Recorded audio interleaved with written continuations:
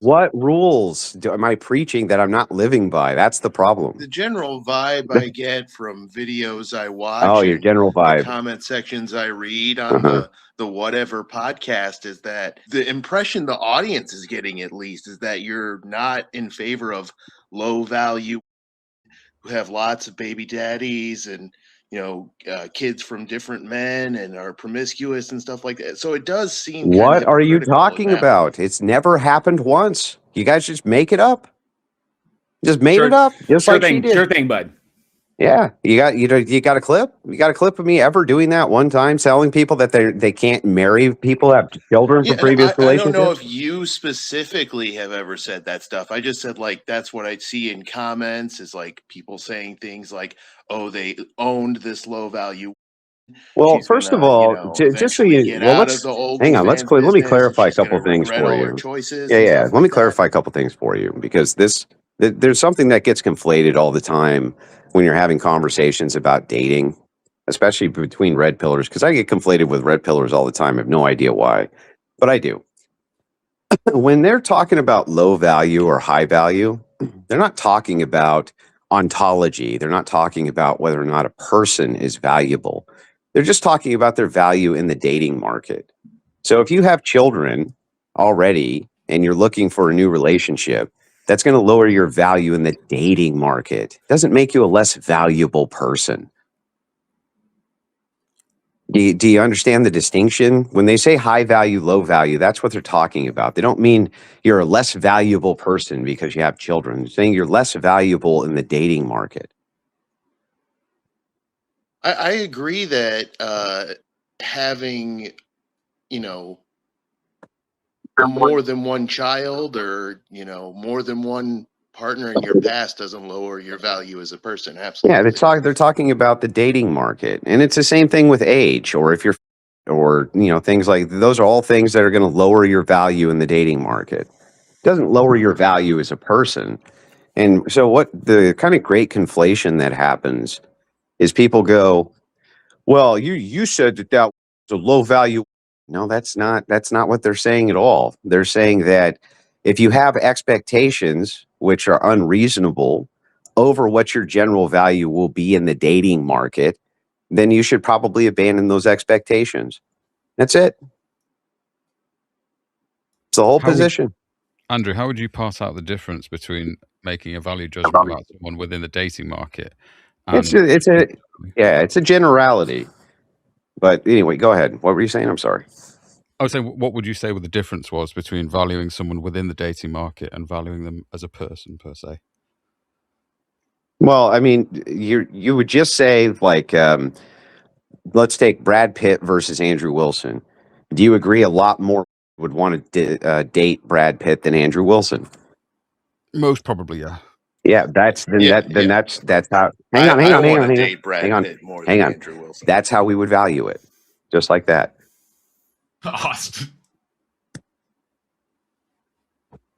You would just say you're just looking at how many potential partners are available to you for choice. And if there's less potential partners available to you for choice, then your value in the dating market is lesser than somebody who doesn't have those features. Okay, so how does that differ from valuing someone as a person then? Well, what does that have to do with? They could be just swell and awesome and doing nothing wrong and great people, but that doesn't mean that lots and lots of people want to date them. That's the distinction. Okay, so it's just about desirability then. Yeah, of course.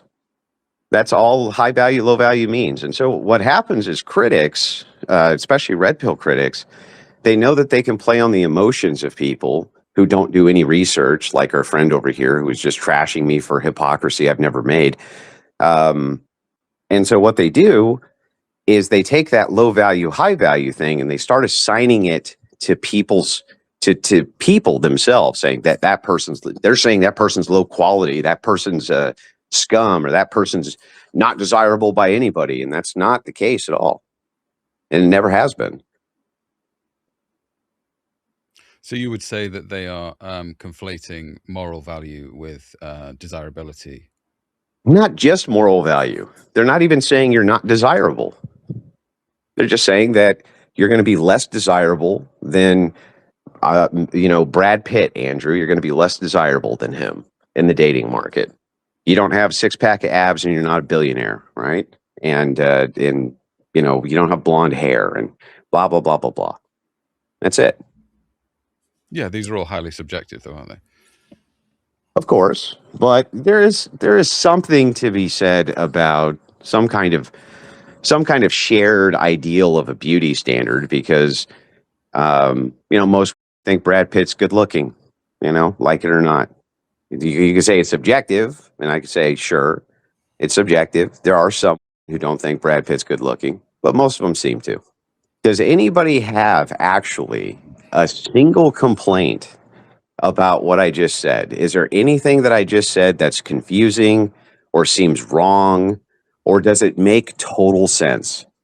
No, not necessarily. I won't say I completely agree either, but I understand there are dynamics to how people choose mates for sure. That's just a part of evolution and natural So most of selection. these dating shows, what they do, what they're diving into, is what is it that women seem to prefer and men seem to prefer, right? And so that's what they're diving into. Now, when you talk about high value, low value, stuff like that, that's what they're talking about. They're just talking about the qualities in a dating market that are going to make you preferable to the most amount of potential mates. That's it.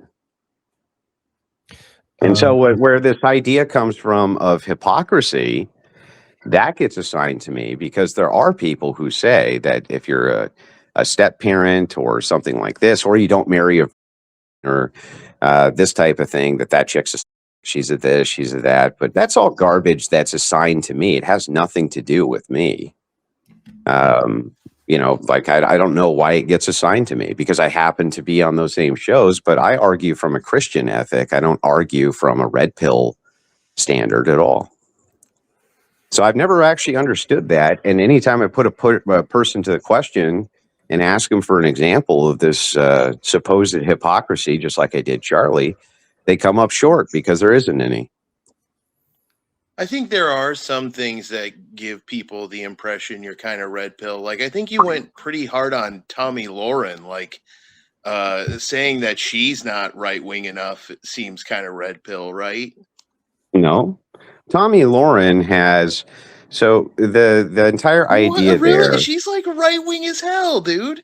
She's super Republican. Do you want me to explain that situation? Yes, please go ahead. I'm just incredulous. Nobody was attacking Lahren for right wing or not right wing. They were attacking her for the idea that, like many, especially online content creators who are females, right? They tend to come at things from a position of female privilege, and they don't even know that they're doing it. And so they are usually assigned, in the right anyway, with what's called covert feminism.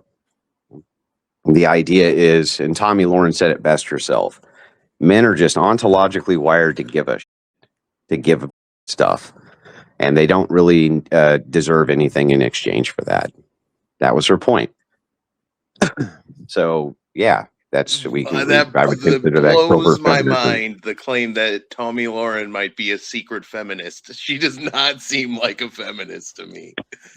Well, it depends on how you parse out what feminism is, and it depends on how you define it. It's people seem to conflate feminism with woke culture, and that's not what it is. I see feminism as a sociological theory. It's like a sub-branch of conflict theory almost. Well, all feminism is a struggle to remove patriarchy and create egalitarianism and equity for. That's what it is. Gretchen said, it's the alpha male culture you're part of, Andrew, not just dating. I think in response to something you said a moment ago, you profit from it and seem to enjoy it. She asks, you're going to pretend you're not feeding into it? Yeah, I don't even know what alpha male culture is. Many, many times when I've been live on these shows, when the alpha male thing comes up, I expressly explain that I reject alpha hierarchies because they don't exist within humanity and never have, and that was all based on flawed studies of wolves. I've said this, I don't know how many times on how many different dating panels and explained this. What happens is you see clips of being particularly nasty to me and me being nasty back to them. But for some reason, they can be horrible to me. I'm just never allowed to defend myself. Like this guy that I came in here, he's talking all kinds of smack, right? Has no idea of what my positions are, calls me a hypocrite, can't point out the hypocrisy. But I'm not allowed to ever be upset about that, right? People are just allowed to talk as much smack as they want. I'm just never allowed to say anything back.